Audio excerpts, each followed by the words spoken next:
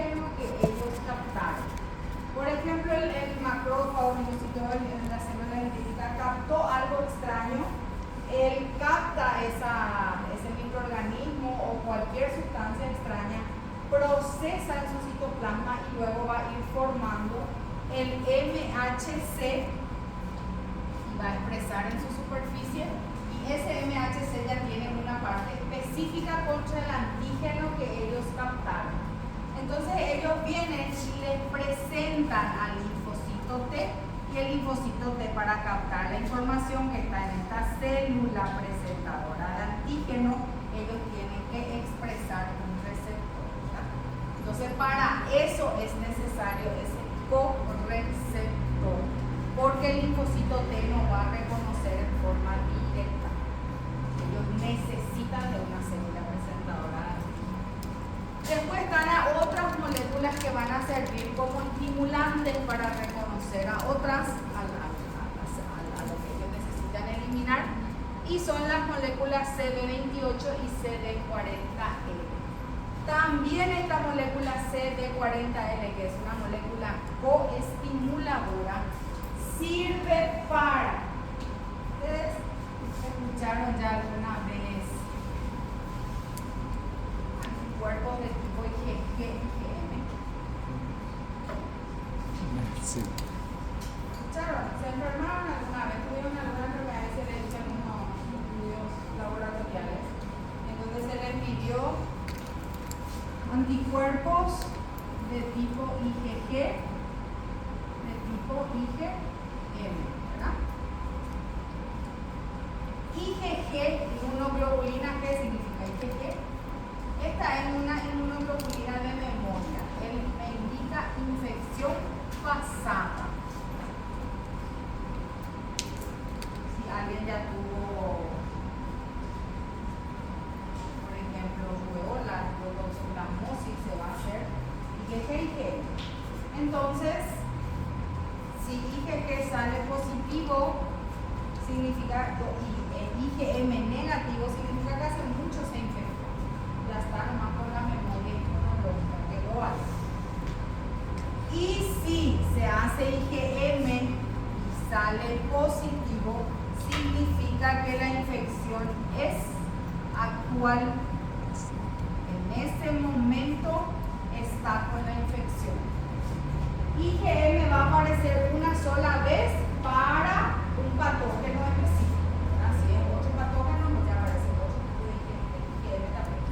Entonces, IgM aparece cuando la enfermedad es activa, cuando está en ese momento que está infectado la persona, en ese momento va a aparecer IgM. La primera inmunoglobulina que aparece es la IgM.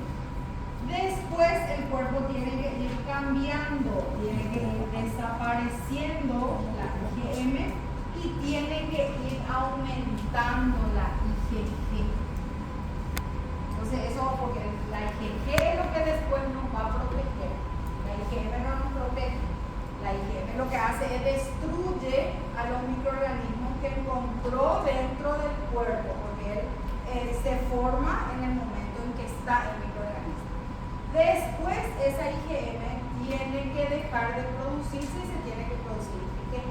Y para eso nosotros necesitamos esta molécula coestimuladora CD40L, porque la CD40L va a hacer que cambie de inmunoglobulina, que ya no se forme IgM y vaya formándose IgG. Entonces ahí sí vamos a quedarnos protegidos. Cuando uno se vacuna, lo que hace es introducir una porción del microorganismo contra el cual queremos protegernos, y eso activa el sistema inmunológico. Entonces, cuando activa el sistema inmunológico, como no tiene esa parte antigénica que va a producir la enfermedad, pero nos va a dar todos los síntomas. ¿Ustedes alguna vez se vacunaron contra la influenza? Cuando nos vacunamos contra la influenza, después de 5 a 6 días parece que tenemos síntomas respiratorios. ¿Por qué? Porque el cuerpo está reaccionando, da unas manifestaciones parecidas a de la enfermedad, pero no es muy dañina, o sea que no es el propio, porque para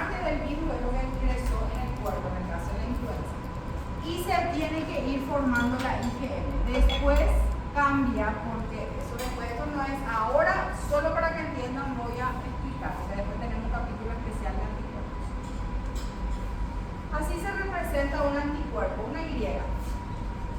Esto que es más largo se le denomina cadena pesada y esto que es más corto se le denomina cadena liviana. Lo que me determina si es una IgM o una IgG es la cadena pesada. Eso es lo que me va a determinar. Si yo quiero por ejemplo, se va a formar IgG contra la rubeola, todas las inmunoglobulinas IgG contra la rubeola va a tener la misma cadena pesada. Lo único que va a cambiar es aquí en la última parte en los brazos, tiene 3 zonas en donde cambian los aminoácidos de acuerdo al antígeno que hizo que ellos se generen. Son 3 zonas de complementariedad que se cambian, los aminoácidos más lo que cambian. Entonces, eso es lo que le hace diferente de los diferentes tipos de inmunoglobulinas que tenemos. El resto de la cadena pesada es igual para todas las inmunoglobulinas G, ¿verdad? Para la M cambia otra vez, ¿verdad? Para la E cambia, pero todas las G tienen que tener la misma secuencia de aminoácidos, porque está formado por proteínas. Bueno, aquí esta es una cadena liviana. Esta puede ser una cadena lambda o lambda o kappa, son las dos cadenas que puede ser cadena esta que es liviana de la inmunoglobulina, pero esta sí puede cambiar. Esta no es igual en todas las inmunoglobulinas. Esta sí puede, una puede ser lambda, otra puede ser kappa, otra puede ser lambda. Eso no es igual, pero aquí la cadena pesada sí. Entonces, ¿qué pasa? La CD40L lo que hace es estimular que se cambie esta cadena pesada. Al cambiarse la cadena pesada, al sustituirse por otra, entonces va a ir cambiando de anticuerpos. Por ejemplo, la inmunoglobulina G tiene una cadena pesada gamma, la G. La M tiene una cadena pesada mu. Entonces, se formó una cadena pesada mu, pero después cuando se va a generar la memoria inmunológica, se tiene que formar una cadena pesada gamma. Entonces se tiene que ir cambiando. Si no le tenemos el linfocito T, no se va a cambiar. Entonces hay gente que tiene problemas con este cambio, porque hay un problema de inmunodeficiencia y no puede cambiar de clase. Entonces ellos no tienen otras inmunoglobulinas, solo tienen M. No van a, porque ellos no pueden cambiar. Entonces desarrollan una enfermedad que se llama hiperinmunoglobulina M. Entonces ahí ellos no tienen memoria inmunológica. Generalmente el paciente no vive mucho tiempo. ¿Por qué? Porque no va a desarrollar otras inmunoglobulinas. Después tenemos otras moléculas.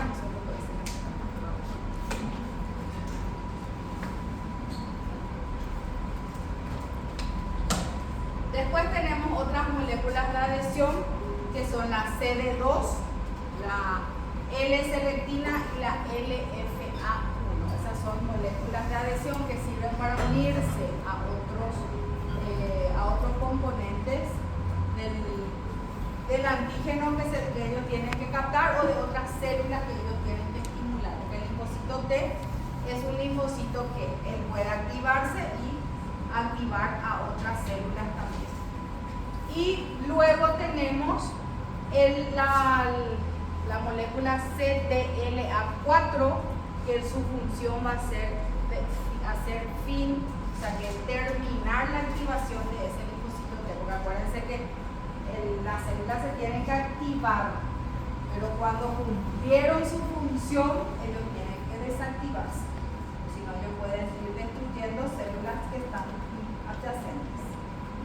Y ahí van a ser dañinas y no va a ser bueno la respuesta inmunológica, sino que ya va a estar perjudicando al cuerpo. Entonces ahí que se tiene que inhibir esa activación.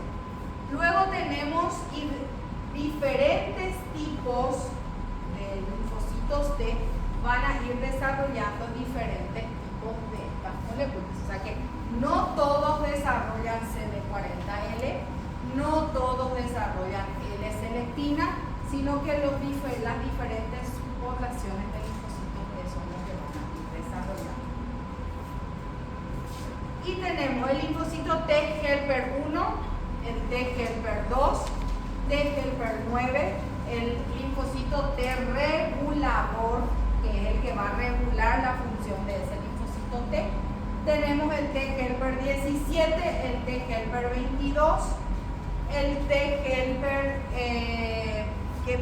que hace también, que ayuda para que se produzca el fin de la activación, LTFH, y el linfocito T citotóxico, que lo que hace es actuar contra las infecciones que son intracelulares, porque ellos actúan dentro del citoplasma de la célula. Entonces ellos lo que tienen esa capacidad de actuar contra microorganismos que son intracelulares. Y en la otra célula de la inmunidad, ¿cuál era la otra? Dentro de la inmunidad adaptativa, la otra reacción, la otra respuesta adaptativa, una era celular que actuaba el linfocito T, ¿verdad?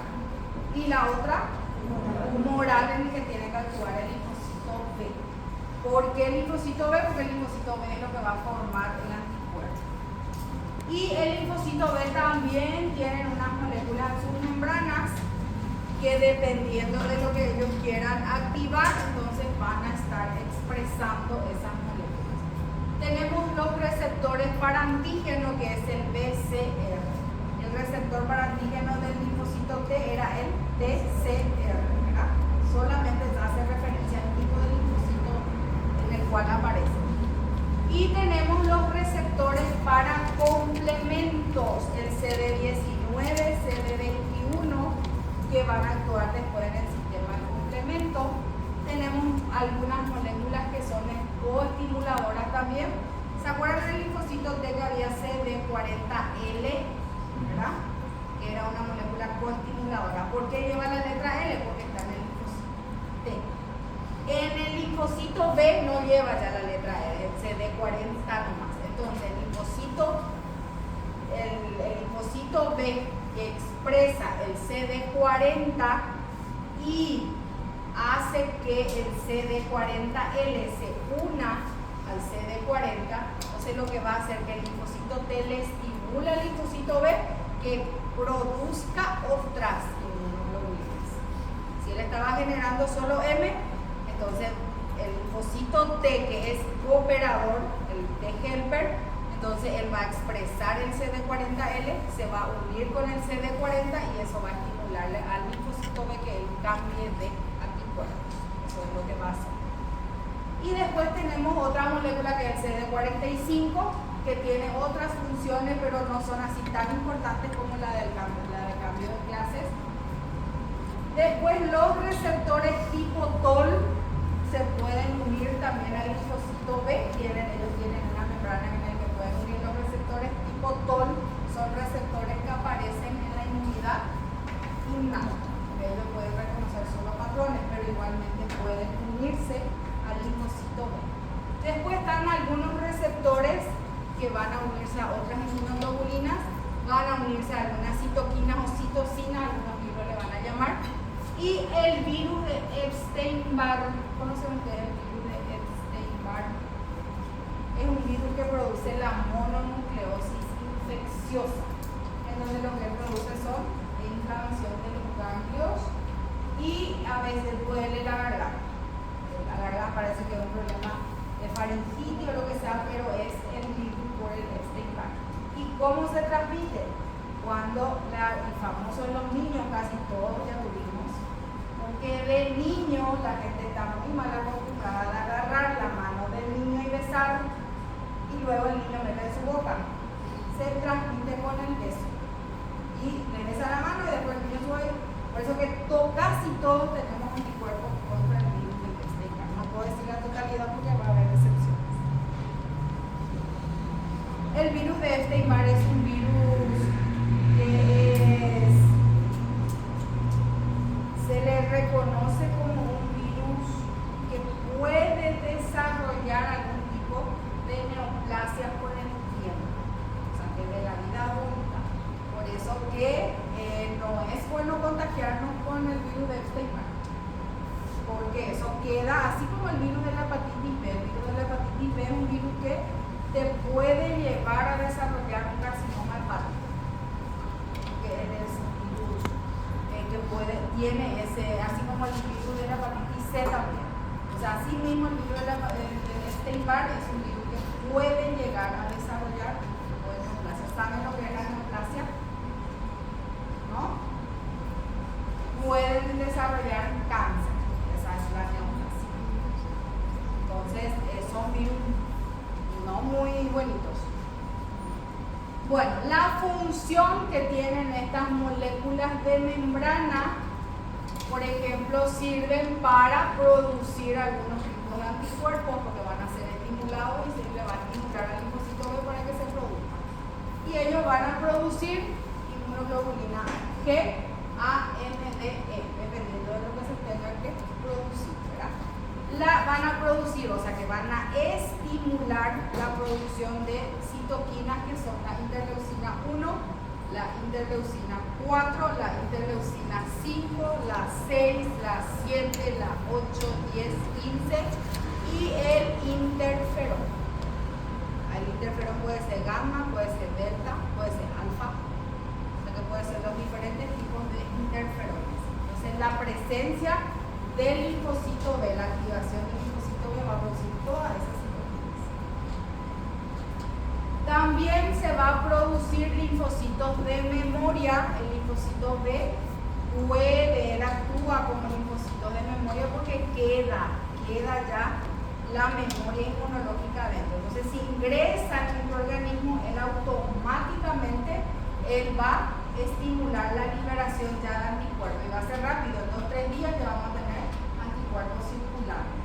No es como que cuando nos infectamos por primera vez, que tiene que pasar por todo un proceso y mínimo lleva 7 días para que aparezca el primer anticuerpo, ¿verdad? Sin embargo, cuando ya hay memoria inmunológica, no, en 1 o 2 días ya tenemos anticuerpos circulares. Y los anticuerpos son los que nos van a proteger contra la proliferación del antígeno que ingresa en el cuerpo. Y también sirve para presentar antígenos. ¿Se acuerdan ustedes que yo les decía cuáles eran las células presentadoras de antígeno? ¿Cuáles eran? Macrófagos, linfocitos B y células dendríticas. dendríticas. Eran las 3 células que actuaban como células presentadoras de antígenos.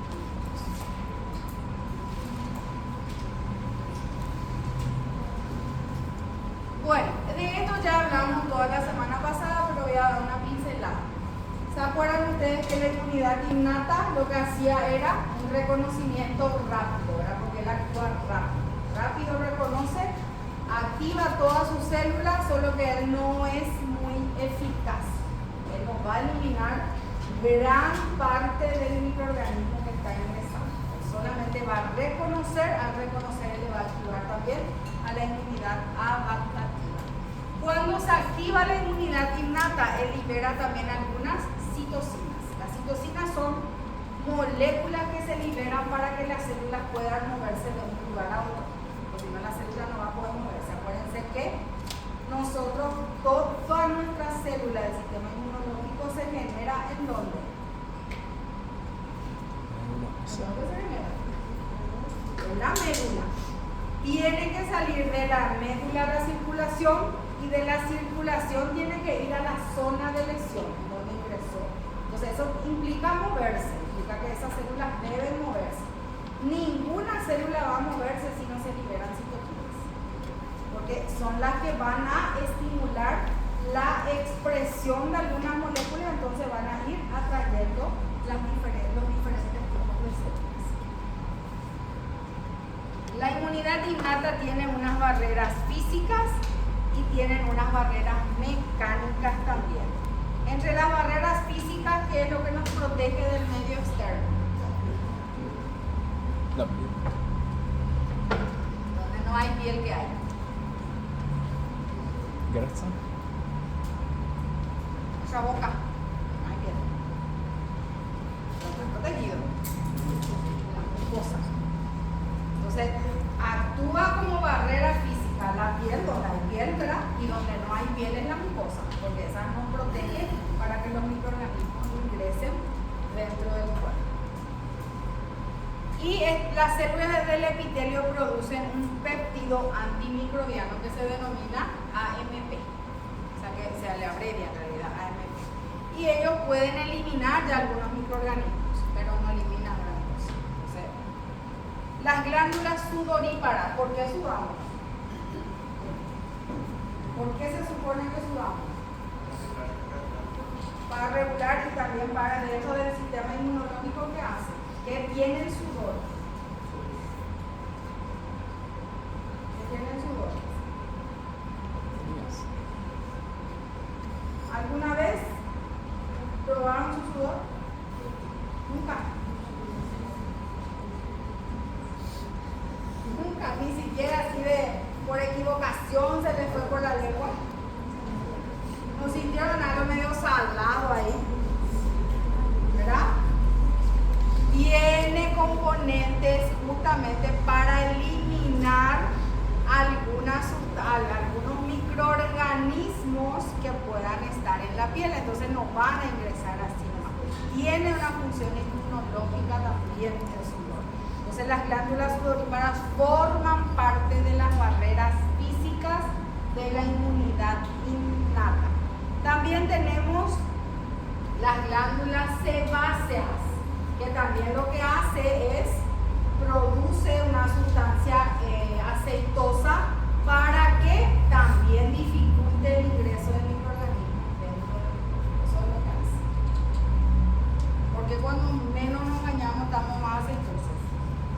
Necesitamos más, ¿verdad? Porque la piel está con mayor cantidad de microorganismos, más fácil va a ser que ingrese. Entonces se va acumulando esa sustancia en la piel. Todas tienen microbicidas, todas. Los productos de estas glándulas van a tener microbicidas. Y los diferentes péptidos antimicrobianos, son las defensinas, son catelicidinas, lectinas de tipo C, las ribonucleasas y la proteína S. Todas tienen sustancias que van a eliminar a los microorganismos. Y entre las barreras mecánicas, la barrera mecánica se refiere a algo que está atacando que ingrese. No son sustancias químicas, son barreras mecánicas. Hay algo, por ejemplo, los cilios. ¿Qué es lo que hacen los cilios en la narina, por ejemplo? ¿Qué hacen los cilios? Impide el paso de sustancias externas dentro de las fosas nasales, ¿verdad?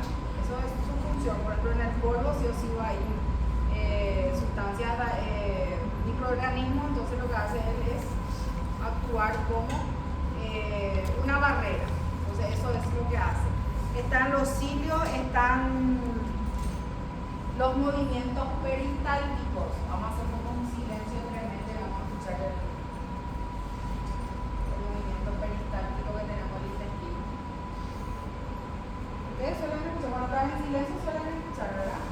Y ese es el movimiento que hace que va moviendo el bolo alimenticio hasta llevar hasta el ano, ¿verdad? Para que pueda ir eliminándose. Entonces, pero y con ese movimiento él va expulsando también alguna sustancia extraña que haya dentro del intestino. El pH ácido del estómago también es una barrera mecánica. Si pasó por la boca, porque la saliva tiene también sustancias microbicidas, pasó el microorganismo, fue eliminado por la saliva, va a ir y va a encontrarse con el ácido del estómago. y su función es también eliminar a esas sustancias mismas, o sea, esos componentes microbicidas, el microbiano que ingresan. Entonces, esa es una de sus funciones también. Y después el intestino ya tiene otro pH, ¿verdad? Ya un pH alcalino que también tiene una función microbicida. La tos es un reflejo que lo que hace es tratar de expulsar otra vez hacia el exterior lo que está obstruyendo dentro. Entonces es una barrera mecánica. La microbiota, ¿qué es la microbiota? ¿Ya saben? Flora intestinal. ¿Qué es la microbiota? Flora intestinal. Sí, la flora intestinal, pero ¿qué hace? ¿Qué son esa microbiota? En realidad no se usa la palabra flora. Es microbiota. ¿Por qué? Porque son microorganismos pero que forman parte del organismo y sí son necesarias, porque sin eso tampoco podemos estar, porque ahí somos más propensos a las invasiones de los microorganismos, que la microbiota está alterada.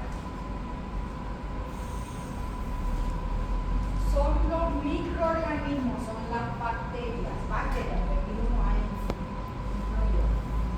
Son las bacterias que están en el intestino y que ellas lo que hacen es regular el funcionamiento del intestino. También se encargan de estimular la producción de ciertas vitaminas. Por ejemplo, la piel tiene bacterias que son normales. Cuando demasiado lavamos con algún antiséptico, se pierde esa microbiota y somos más propensos a que se nos infecte esa zona.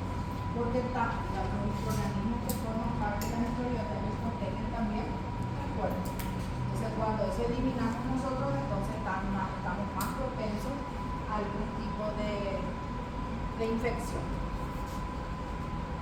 La complejidad de la microbiota depende de cada uno, o sea que de acuerdo al ambiente en el que yo estoy. Eso depende de la microbiota de cada uno. En la boca tiene una microbiota normal, generalmente son Staphylococcus viridans, es un microorganismo, cuando vean microbiología van a ver. Eso es normal en la boca, ¿verdad? Los animales tienen otro tipo de microorganismos que son normales para ellos, pero los humanos para nosotros.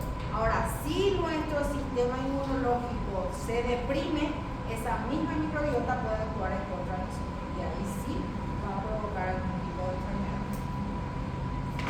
Por ejemplo, el Staphylococcus aureus es una bacteria que es normal de la piel.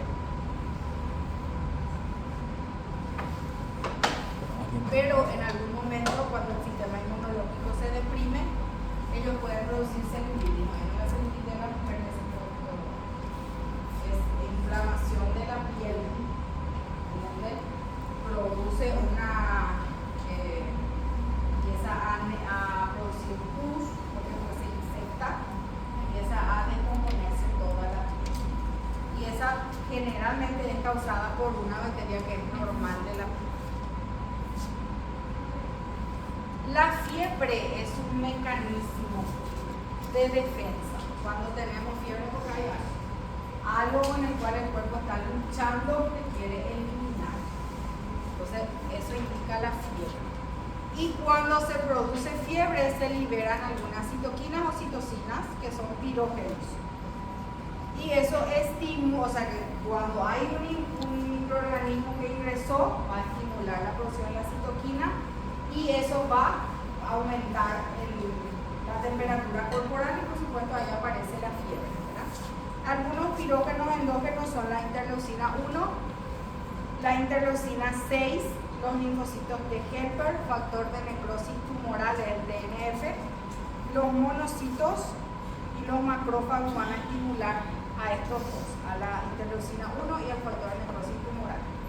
Y los linfocitos de Kepler van a estimular la producción de interleucina 6. Todos estimulan la fiebre. La respuesta inmunológica, ese es solo un libro, clasifica de esta manera. Atiendan cuando van a leer, si van a leer los libros. En los solo libros de Pavón van a encontrar esta clasificación: innata celular, innata humoral. Los otros libros no mencionan, ¿sí? Porque en realidad no existe, solo que ellos, tipo, para hacer una comparación nomás con la inmunidad adaptativa, le clasificaron diferente. El libro de Pavón nomás tiene esta clasificación. ¿Por qué? Porque en realidad, si vamos a mirar, porque actúan acá, porque es la célula la que actúa nomás, ellos le clasifican de esa manera, una innata celular, porque ahí los leucocitos también expresan receptores, porque si no ya no van a tratar nada. Entonces solo por eso ellos le llaman de esa manera. No es una clasificación que van a encontrar en todos lados. Dentro de la respuesta inmunológica innata celular, yo solo puse porque me interesa la parte de receptores, solo por eso, la de los receptores PRR, que son receptores de reconocimiento de patrones. Son receptores que son generales para todo, y eso aparece en la inmunidad innata. Ellos no pueden reconocer en forma específica. Y tenemos los receptores, varios tipos de receptores. Pueden presentar los neutrófilos, pueden presentar los macrófagos, pueden presentar los linfocitos B, las células dendríticas. Aquí aparece linfocitos B, ya no forma parte de la inmunidad innata, pero igualmente pueden presentar estos receptores. Tenemos los receptores de tipo TOL. Hay varios tipos de receptores tipo TOL, 1, 2, 3, hasta 9 formas. Ellos pueden reconocer a bacterias, porque ellos reconocen el componente de la bacteria, de la membrana de la bacteria, lo que ellos reconocen, porque ellos no pueden diferenciar qué bacteria es. Pueden reconocer hongos, porque los hongos tienen el componente de los hongos, lo que ellos reconocen. No pueden reconocer también qué tipo de hongo es. Y los parásitos también pueden reconocer, pero en forma general. Y tenemos los receptores tipo R y G, que lo que hacen es reconocer ácidos nucleicos. Y si reconocen ácidos nucleicos, la característica de las bacterias es que ellos tienen una membrana celular que está formada por diferentes capas, y dependiendo del tipo que va formando se clasifican en gram positivas y gram negativas. Y el virus está formado por ácidos nucleicos, los virus. Entonces ahí está la diferencia. El TLR, los receptores tipo TOL, ellos no pueden reconocer virus, ellos no van a reconocer. Sí van a reconocer virus los receptores tipo R y G, ellos sí pueden, porque ellos pueden reconocer ácidos nucleicos. Entonces sirve para reconocer virus y tratar de eliminar ya en la respuesta innata. Los receptores tipo NOD, ellos también pueden reconocer partículas virales y también pueden reconocer antígenos microbianos, otros tipos de antígenos microbianos, ¿verdad? Dependiendo del tipo de microorganismo que sea. Los CLR son receptores de tipo lectina C. Ellos van a unirse a hidratos de carbono. Se van a reconocer sustancias que tienen hidratos de carbono en su superficie, que se van a unirse a esos microorganismos. Entonces se dan cuenta cómo reconocen, pero no en forma específica. Reconocen algo general, que diferentes tipos de microorganismos pueden tener lo mismo. Esa es la gran diferencia que tienen con el TCR y el BCR. El BCR y el TCR es de la inmunidad adaptativa. Y estos son receptores de la inmunidad.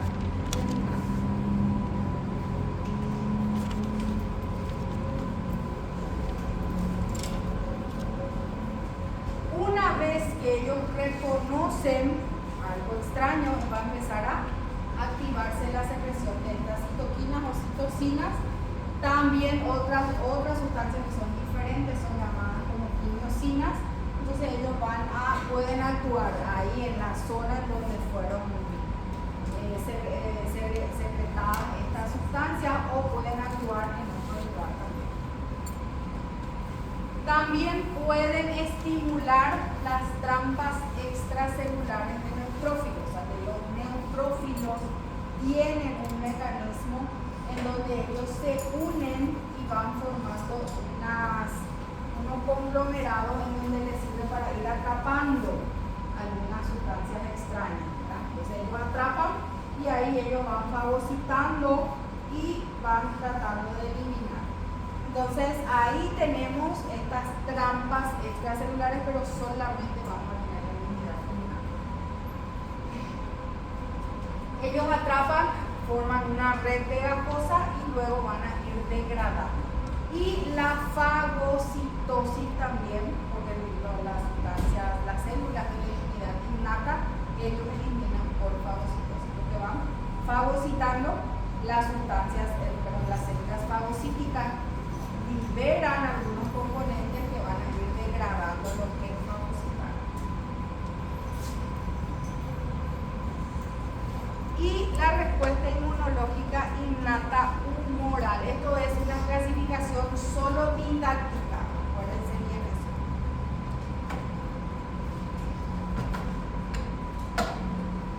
Y se refiere a la secreción de varias sustancias que se dan por medio de la piel y mucosa. Acuérdense que ellos secretan enzimas. Esas enzimas son lisosimas, tienen lactoferrina, entonces tienen ese modelo microbicida. Y algunos péptidos antimicrobianos. También el sistema de complemento, ese es un capítulo totalmente aparte que vamos a ver, que son componentes que se van activando en cascada. Tenemos el componente C1, C2, C3, que van a ver, y esas se van activando porque entran en contacto con algunos microorganismos, con algunas sustancias, entonces se van activando. Ellas se activan, tenemos dos formas de activar. Se puede activar por una vía que se llama clásica, se puede activar por una vía que se llama de las lectinas, donde aquí lo que reconocen son componentes que tienen manosa. Aquí tenemos, se activan por medio de anticuerpos.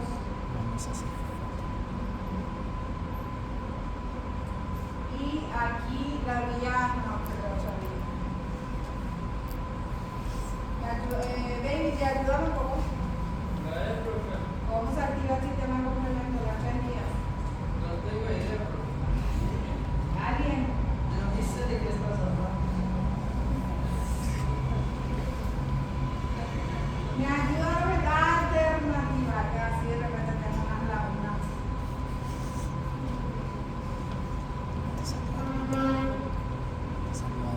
¿Cómo se activa la alternativa? Ayúdenme un poco los que están allá en el fondo ayuda.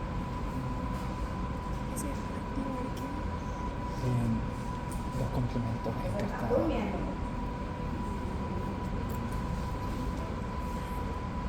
¿Cómo se activa la alternativa?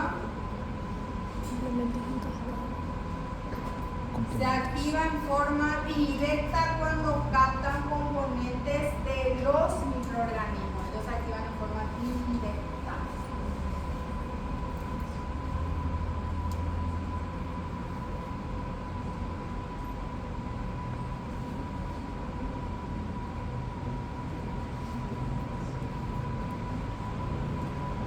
Bueno, entonces, ¿qué es lo que aquí ellos no necesitan de la inmunidad adaptativa, sino que en forma directa van a activarse?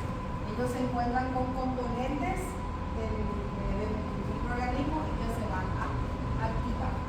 Entonces, porque son proteínas que se sintetizan en forma local. ¿Cuáles son las células que participan en la respuesta inmunológica innata? Ya vimos también. Yo les voy a anotar para que se despierten.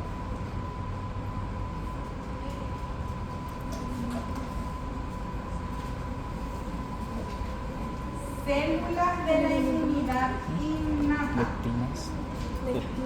Lectinas. Lechita manasa.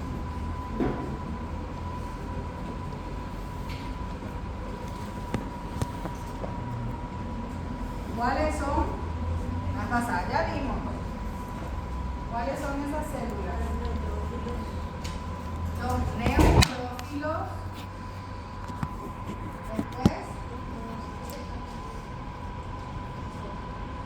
los monocitos.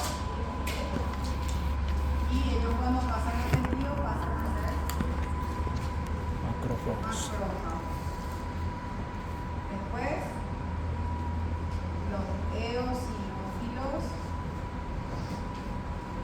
y los Basófilos. Basófilos. basófilos. Las células de la inmunidad adaptativa, Linfocitos. acuérdense gente que si esto ustedes no saben, ustedes no pueden hablar mucho. Esto mira que son básicos. Adaptativa, ¿cuáles son las células? Linfocitos. Linfocitos, T y B. T y linfocitos B. B. Estos sí tienen que saber si o sí, porque no hay ni cómo. Bueno, los neutrófilos, ¿quiénes tienen actividad fagocítica? Entre estas células de la inmunidad. Macrófagos y Los macrófagos, los neutrófilos, ¿verdad? Los monocitos son, es monocito, pero cuando pasan de que ellos son macrófagos. Ellos actúan fagocitando. Y los neutrófilos tienen unos gránulos dentro que tienen una sustancia microbicida, entonces van a ir eliminando aquello que fagocitan. La gran diferencia que hay entre el neutrófilo y el macrófago, ¿cuál es? el neutrófilo se destruye al momento de fagocitar. Fagocita un microorganismo y él muere, se destruye, ¿verdad? Y el macrófago no, el macrófago va a fagocitar uno, va a destruir, va a fagocitar otro, va a destruir al que fue fagocitado, ¿verdad? O sea que esa es la gran diferencia que hay entre los dos. Pero los dos usan la destrucción por especies reactivas de oxígeno y de nitrógeno. O sea que los dos tienen el mismo mecanismo de destrucción de aquello que fagocitaron. Entonces eso siempre tienen que tener en cuenta. Lo que destruyen por acción del nitrógeno, ellos forman un óxido nítrico, y eso hace que le destruya al microorganismo. Y las trampas extracelulares. ¿Cuáles eran las trampas extracelulares? Acá llegan a ver recién nomás. ¿Qué hacían los neutrófilos? Formaban una red, porque se agrupaban, ¿verdad? Formaban una red que era pegajosa y no le permitía al microorganismo que pase. Entonces después ellos fagocitaban y destruían de esa manera, ¿verdad?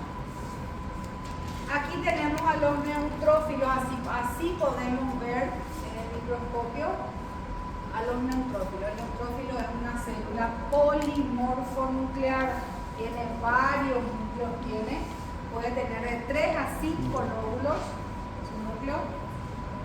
Tiene un citoplasma un poco rosadito, tiene gránulos en su citoplasma porque es una célula Granular. tiene dentro de los granulocitos, está clasificado. Y esos gránulos son los que tienen las sustancias que van a eliminar los fagocitados. Y tiene diferentes estadios de maduración. Estas son las maduraciones, ¿no?, por las cuales nos van pasando. Tenemos un neutrófilo. Metamielocito. Este es no es el primero, pero antes de esto hay otro estadio de maduración, pero el menos maduro es esta célula que está acá, es este, el mielocito neutrófilo. Se dan cuenta como él todavía no tiene separado su núcleo. Él es todo un todo todavía dentro. Tiene su núcleo bien grande, tiene su citoplasma también abundante, es una célula bastante grande. Después él va a ir madurando en el siguiente estadio, va a aparecer así. ¿Se dan cuenta cómo se va imaginando esto? Y porque él ya va a ir separando el lóbulo, su núcleo. Después va a pasar por este estadio que es el meta del mismo que este, se da cuenta muy chiquitito. Después ya va a ir entrando un poquito más esto, así va a quedar. Y por último ya va a ir a esto, ya se va a ir separando más. Eso es el estadio de maduración nomás por el cual va pasando el motor. Las células que participan en la respuesta inmunológica innata también tenemos una que no pusimos acá porque no son células de la sangre, pero participan y son las células dendríticas.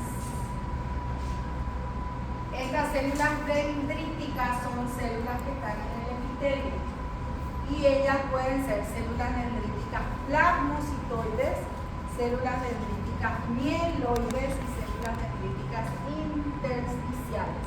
A las células dendríticas y a los macrófagos se les considera como célula presentadora de antígenos profesionales.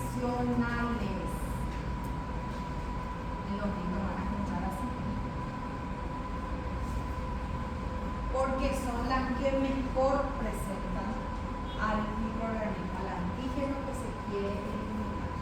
Entonces, los dos nomás son la célula dendrítica y el macrófago. El neutrófilo no es célula presentadora de antígeno. ¿Por qué? Porque él tiene la capacidad de migrar a los ganglios linfáticos. ¿Qué hace la célula dendrítica? Él está en el epitelio, él está por fuera.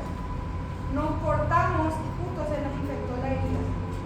Ingresó el microorganismo y la célula dendrítica lo que hace es capta, porque es una célula que tiene prolongaciones largas, entonces él puede captar, procesa. Al captar esa célula, él va a madurar también, va a procesar y él va a migrar hasta el ganglio linfático más cerca. Si nos cortamos, por ejemplo, en la boca, la célula dendrítica va a captar acá aquello que ingresó y va a llevar a los ganglios que están en la zona cervical. Va a llevar ahí y ahí le va a presentar a los linfocitos T para que el linfocito T se active y genere otros linfocitos T que ya van a eliminar en forma específica a ese microorganismo. Es una célula porque él tiene esa capacidad de moverse de un lugar a otro. Es una célula presentadora de antígenos profesional. Se dan cuenta cómo tiene varias prolongaciones. Claro que eso es un diseño, ¿verdad? Y tiene prolongaciones bastante largas.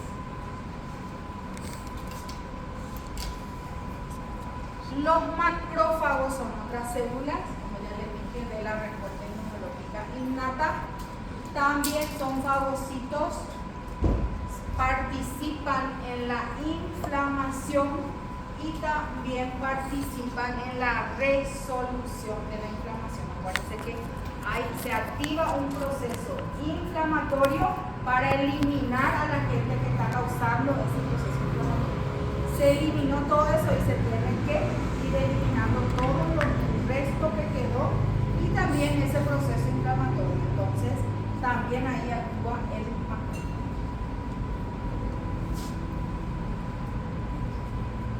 En una célula que está teñida podemos verle al macrófago así, allá arriba como está. Esto es solamente para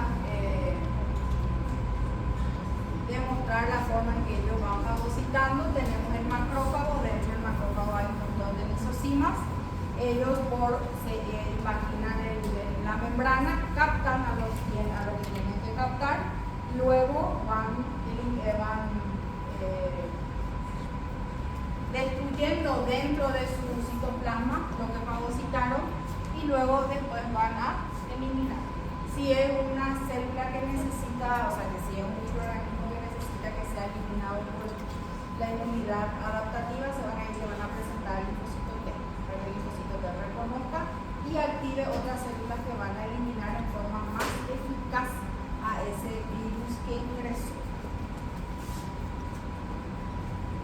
Los eosinófilos no pueden fagocitar. Los eosinófilos tienen unos gránulos que son liberados y al liberar esos gránulos tienen sustancias que van a destruir al microorganismo. Por eso que los eosinófilos actúan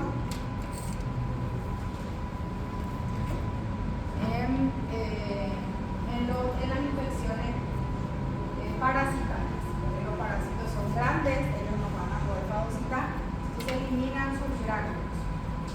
Esos gránulos van a ir y van a destruir en parte a los parásitos.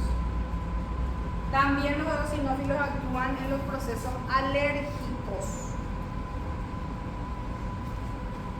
Y acá está la imagen de algunos eosinófilos. El eosinófilo es una célula que tiene gránulos. La diferencia que hay entre el eosinófilo y el neutrófilo es la cantidad de lóbulos. El neutrófilo máximo puede tener, el eosinófilo, máximo puede tener 2 lóbulos, su núcleo. El citoplasma puede tener de 3. El neutrófilo, puede tener de 3 a 5 lóbulos. El eosinófilo solo 2 lóbulos. Su citoplasma también es diferente. El citoplasma del neutrófilo, ¿qué color era? Rosado. Rosadito, ¿verdad? El citoplasma del eosinófilo es naranjado. O sea, así se puede diferenciar súper bien.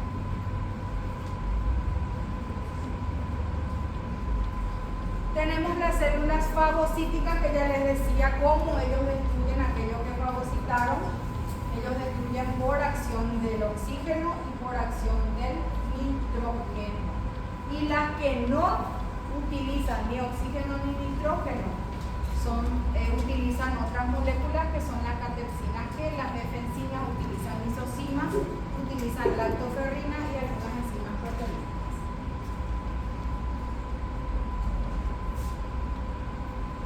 Aquí tenemos una reacción química que se produce cuando se va a eliminar. Cuando utilizan el oxígeno, ellos van y al último en toda la reacción, esto no es importante, gente, solo por mencionar, ellos van generando un radical hidroxiperóxido, se forma un peróxido de hidrógeno, entonces eso sí es muy dañino para las células, entonces de esa manera van destruyendo. Y cuando se utiliza el nitrógeno, el componente final es la formación del anhídrido nitroso. Eso es lo que hace que destruya. Esto es solo por mencionar. Otras células que participan son los basófilos. Ellos también son células que tienen gránulos. Ellos van a migrar también a los ganglios linfáticos. Cuando salen de la circulación reciben otro nombre. ¿Cómo se llama? Mientras están circulando en la sangre van a recibir el nombre de basófilos, pero pasan a tejidos y reciben el nombre de mastocitos.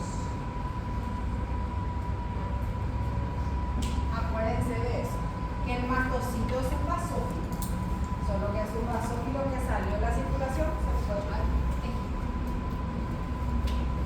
Y los linfocitos NK, ese es otro tipo de linfocito, no es el linfocito T ni el B.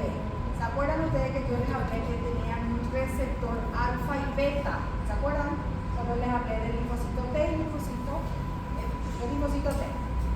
En este caso, el linfocito NK, él tiene un receptor, pero él es un receptor gamma delta, él no tiene el receptor alfa beta. Él tiene un receptor gamma delta, otro tipo de receptor. actividad citotóxica es muy eficaz contra infecciones virales. Ellos liberan una sustancia que se denominan granzimas hiperforinas y también estimulan la producción de quimosina y citosina, específicamente interferón gamma, es lo que ellos producen. Y los linfocitos T gamma delta, que también son muy parecidos a los NK, tienen pequeñas diferencias de nuevo en su membrana, entonces ahí es donde se les puede, pero tienen también otros receptores. Ellos reconocen antígenos peptídicos. Y la adaptativa ya conocemos, linfocito T y linfocito B. Su diferencia está en el receptor. El receptor del linfocito B, ¿cuál es?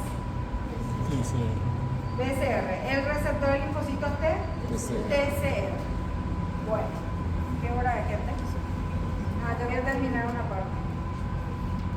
A la puerta le voy a hacer una pruebita en el celular. Le voy a enviar por Claro, no claro, en el WhatsApp va a ser por el Drive y van a responder ahí. Vamos a ver si me estuvieron atendiendo nomás. Bueno, un caso clínico que les voy a leer. Tenemos un paciente que tiene 37 años de edad, sexo femenino, tiene fiebre, dolor de garganta, dificultad para deglutir, no puede tragar, irritabilidad de un día, está demasiado irritado. Después de 2 horas comenzó a tener contracciones en los brazos, se le empezó a contraer los brazos.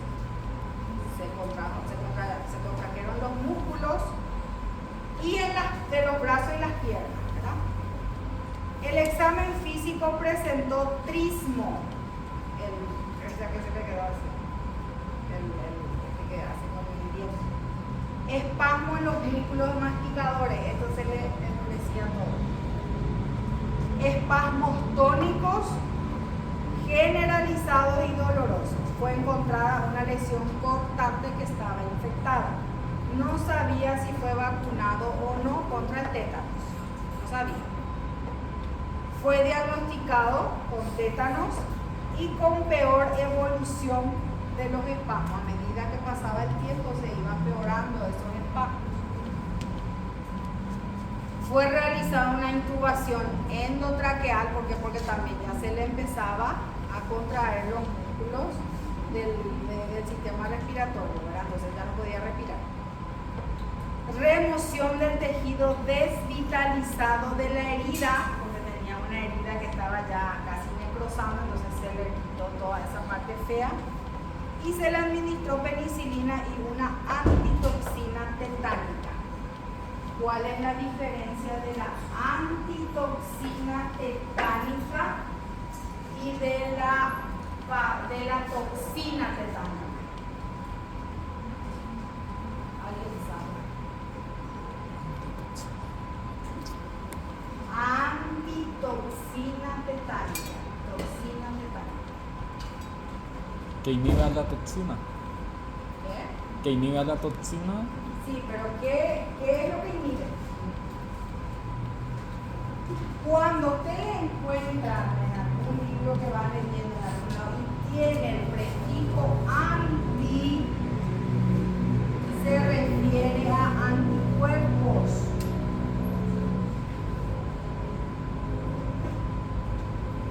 Entonces, se le administró una antitoxina. ¿Qué se le administró entonces? Anticuerpos contra la toxina ya se la administró, ¿verdad? O sea, acá ya le vimos cómo defenderse, porque si él primero iba a producir iba a tardar demasiado tiempo, entonces necesitábamos que en el momento actúe. Entonces se le administró ya directamente el anticuerpo contra la toxina del tétanos. La vacuna lo que tiene es la toxina tetánica, ¿verdad? Que la toxina va a estimular el sistema inmunológico. ¿Y cuánto tiempo tenemos que esperar para que se produzcan los anticuerpos? Sí. Mínimo 7 días, lo ideal es 15 días. Entonces, teníamos que esperar 15 días, el paciente se iba a morir. ¿Por qué? Porque teníamos que esperar que el cuerpo reaccione, el cuerpo produzca y ahí recién vamos a tener los anticuerpos. Entonces, en este caso se le administró directo el anticuerpo. ¿Qué puede ocurrir? En el caso del tétano se administra. ¿Por qué la gente que se cortó, o a veces, generalmente las sustancias punzantes que están medio oxidados son los más peligrosos para producir tétanos? Entonces la gente cuando se accidenta con esos objetos punzantes, lo primero que hace es aplicarse la antitoxina, porque ya no le va a dar tiempo de que el cuerpo produzca primero anticuerpos para protegerse. Para aquellos que no tienen su vacuna con el esquema completo, ¿verdad?